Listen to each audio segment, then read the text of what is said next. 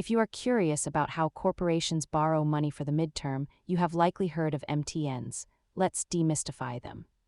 An MTN is a debt instrument issued by corporations to raise capital, typically maturing between 5 and 10 years. Despite the name, these notes do not always stick to the middle. Terms can vary significantly based on what the company needs. What makes MTNs unique is their flexibility. Companies don't have to sell them all at once, allowing them to adapt to market conditions.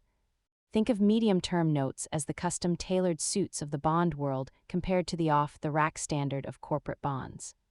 As you can see, MTNs offer much more adaptability for a company's balance sheet compared to traditional, rigid bond offerings. Ultimately, these notes act as a bridge, helping companies manage their debt profile without committing to a massive, one-time bond issuance. If this helped you understand corporate debt, hit like and subscribe for more finance basics. See you next time.